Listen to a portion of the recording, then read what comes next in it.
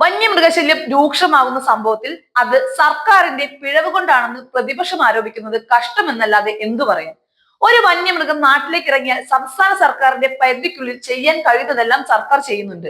ആന ഇറങ്ങുന്നത് ഏതെങ്കിലും പാർട്ടിയുടെയോ മന്ത്രിയുടെയോ കുറ്റമാണോ എന്നും വനംവകുപ്പ് മന്ത്രി രാജിവെച്ചാൽ പ്രശ്നത്തിന് പരിഹാരമാകുമോ എന്നും വിഷയത്തിൽ മാധ്യമങ്ങളോട് പ്രതികരിക്കെ ഇ.പി. ജയരാജൻ ചോദിക്കുകയുണ്ടായി. അതിൽ എങ്ങനെയാണ് തെറ്റു പറയാൻ പറ്റുന്നത്? ഭരണപക്ഷത്തിന് ചുമ്മാ കരിവാരി തേക്കാൻ വേണ്ടി പ്രതിപക്ഷം ആളിനെ കൂട്ടുകയാണ് ചെയ്യുന്നത്. കോൺഗ്രസിന്റെ ചില ആളുകൾക്കൊഴികെ സർക്കാർ ഈ കാര്യത്തിലെടുത്ത നടപടികളിലൊന്നും ഒരു തൃപ്തിക്കുറവുമില്ല. കാരണം വന്യമൃഗങ്ങളെ കൊല്ലാൻ സംസ്ഥാന സർക്കാരിന് അധികാരമില്ല എന്നവർക്ക് നന്നായി അറിയാം. ആന, കടുവ, പന്നി, പാമ്പ് ഒന്നിനെയും കൊല്ലാനുള്ള അധികാരവും സർക്കാരിനില്ല. വന്യമൃഗങ്ങളിൽ നിന്ന് ജനങ്ങളെ എങ്ങനെയെല്ലാം സംരക്ഷിക്കാൻ കഴിയുമോ അതെല്ലാം സർക്കാർ ചെയ്യുന്നുണ്ട്. നാട്ടിൽ ഒരു ദുരന്തം നടന്നാൽ പോലും പ്രതിപക്ഷം എടുക്കുന്ന ഇത്തരം നടപടികൾ മനസാക്ഷിക്ക് നിരക്കാത്തതാണ്. നിയമവ്യവസ്ഥയ്ക്കുള്ളിൽ നിന്നുകൊണ്ട് വന്യമൃഗശല്യം പ്രതിരോധിക്കാനുള്ള നടപടികൾ കൈക്കൊള്ളുക എന്നതാണ് സർക്കാരിന്റെ തീരുമാനം. അത് നടപ്പിൽ വരുത്താൻ വേണ്ടതെല്ലാം ചെയ്യാനും സർക്കാരിനറിയാം.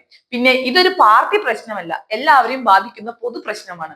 അതുകൊണ്ട് തന്നെ ഒരു അപേക്ഷയും സർക്കാരിന്റെ ഭാഗത്തു നിന്നും ഈ കാര്യത്തിൽ ഉണ്ടാവില്ല എന്ന് പ്രതിപക്ഷം മനസ്സിലാക്കിയാൽ നന്ന്. സത്യം പറഞ്ഞാൽ കോൺഗ്രസ് ഈ കാര്യത്തിൽ എടുക്കുന്നത് ഇരട്ടത്താപ്പാണ്. ആളുകൾക്ക് കാട്ടിലൂടെ പോകാൻ അനുവാദം കൊടുക്കുകയും വേണം, പക്ഷെ വന്യമൃഗം ആക്രമിക്കാനും പാടില്ല എന്ന് പറയാൻ എങ്ങനെ സാധിക്കുമെന്ന് അവർ ചിന്തിക്കുന്നില്ല. അതേസമയം സംസ്ഥാനത്തെ വനം വന്യജീവി മേഖലയിലെ കുറ്റകൃത്യങ്ങൾ ഫലപ്രദമായി ഇല്ലായ്മ ചെയ്യുന്നതിനും വനം വിജിലൻസ് ആൻഡ് ഇന്റലിജൻസ് സെല്ലിന്റെ കാര്യക്ഷമത മെച്ചപ്പെടുത്തുന്നതിനുമായും ഓരോ വനം സർക്കിളിലും രഹസ്യ വിവര ശേഖരണത്തിനായിട്ടുള്ള വനം ഇന്റലിജൻസ് സ്ലീപ്പർ സെല്ലുകളായി 25 വനം ഡിവിഷനുകൾ ഇന്റലിജൻസ് സ്ലീപ്പർ സെല്ലിന്റെ പരിധിയിൽ വരും. ഓരോ സർക്കിൾ തല ഇന്റലിജൻസ് സ്ലീപ്പർ സെല്ലിലും 5 വീതം ബീറ്റ് ഓഫീസർമാരെ രഹസ്യ വിവരണ ശേഖരത്തിനായി നിയമിക്കാനാണ് പ്ലാൻ. സർക്കിൾ തല മേധാവിമാരാണ് സ്ലീപ്പർ സെല്ലിലേക്ക് ബീറ്റ് ഫോറസ്റ്റ് ഓഫീസർമാരെ നിയോഗിക്കുക. നിയോഗിക്കപ്പെടുന്ന ജീവനക്കാർ അവർ ഏത് ഓഫീസിലാണോ ജോലി ചെയ്യുന്നത് അതേ ഓഫീസിൽ തുടർന്നുകൊണ്ട് രഹസ്യ വിവര ശേഖരണം നടത്തേണ്ടതാണ്. സ്ലീപ്പർ സെല്ലിലെ ജീവനക്കാരന്റെ സ്ഥലം മാറ്റം സെല്ലിന്റെ പ്രവർത്തനങ്ങളെ ബാധിക്കുന്നില്ല. രഹസ്യ വിവരങ്ങൾ വനം ഇന്റലിജൻസ് സെല്ലിലേക്ക് കൈമാറും. സ്ലീപ്പർ സെല്ലിൽ നിയോഗിക്കപ്പെട്ട ജീവനക്കാർ തൃപ്തികരമായി ജോലി ചെയ്യുന്നുണ്ടോ എന്ന വിവരം ഇയാൾ സമർപ്പിക്കുന്ന രഹസ്യ വിവരങ്ങളുടെ എണ്ണം, വൈവിധ്യം, ഗുണനിലവാരം, കൃത്യത എന്നിവ പരിശോധിച്ചായിരിക്കും. 1 വർഷത്തേക്കാണ് സ്ലീപ്പർ സെൽ നിയമനം. തൃപ്തികരമായ പ്രവർത്തനമാണെങ്കിൽ 3 വർഷം വരെ കാലാവധി നീട്ടി നൽകാം.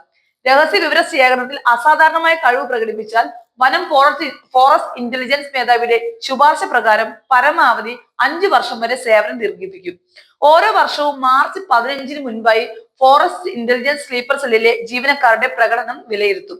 ഫോറസ്റ്റ് ഇന്റലിജൻസ് സ്ലീപ്പർ സെല്ലിന്റെ പ്രവർത്തനം കാര്യക്ഷമമാണെന്ന് ബോധ്യപ്പെട്ടാൽ കഴിവും അഭിരുചിയുമുള്ള കൂടുതൽ ജീവനക്കാരെ നിയമിക്കും.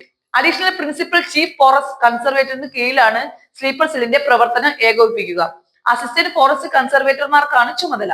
1971 രൂപീകൃതമായി വനം വിജിലൻസ് വിഭാഗത്തിൽ ആദ്യമായാണ് സ്ലീപ്പർ സെല്ലുകൾ രൂപീകരിക്കുന്നത്.